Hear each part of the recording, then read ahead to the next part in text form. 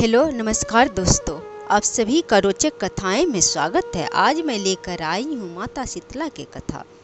श्री शीतला सप्तमी व्रत के बारे में भविष्य पुराण में उल्लेख मिलता है। भविष्य पुराण के अनुसार हस्तिनापुर के राजा इंद्रद्युम्न बड़ा ही प्रतापी राजा था।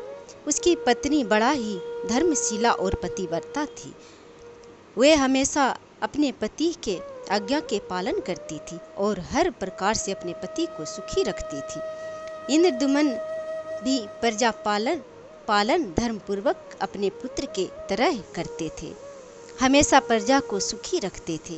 राजा को एक पुत्र था जिसका नाम महाधर्म था और पुत्री का नाम गौतमा थी। जब वह पुत्री बड़ा हो गई तब राजा ने सोचा कि अपने पुत्री का योग वर ढूंढकर अपने पुत्री का विवाह कर दूं। पुत्री बचपन से ही माता शीतला के भक्त थी और माता शीतला के पूजा और आराधना करती थी। जब योग वर ढूंढ के पुत्री की शादी किया, जब पुत्री को रथ पर बैठाकर विदा किया, जब राजकुमारी आधे रास्ते तक गए और पुत्री के पति देवयोग से अदृश्य हो गए, तब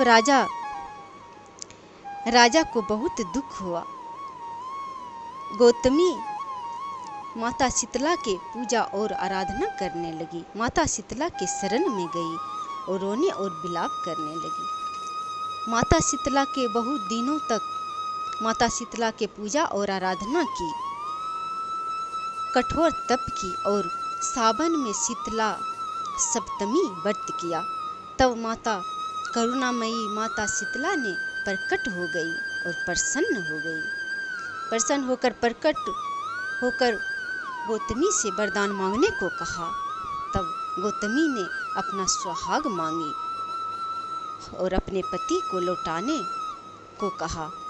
माता शीतला करुणामयी दयामयी माता जगजननी माता शीतला ने उसके पति को प्रकट कर दिया और शीतला माता के कृपा से पति को देखकर गौतमी बड़ा प्रसन्न हुई और दोनों पति पत्नी मिलकर माता शीतला की स्तुति और आराधना और पूजा किया।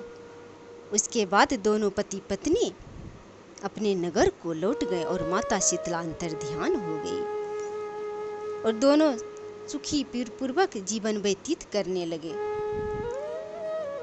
जो मनुष्य श्रद्धा से माता का पूजा और आराधना करता है और श्रावण मास में सप्तमी व्रत करते हैं, माता शीतला की पूजा आराधना करते हैं, उसके समस्त इच्छा पूरी होती है और हर प्रकार से सुख सौभाग्य से संपन्न होती है। यह कथा अच्छा लगा हो तो कमेंट बॉक्स में ज़रूर लिखें और लाइक और शेयर करें। जय श्री हरि।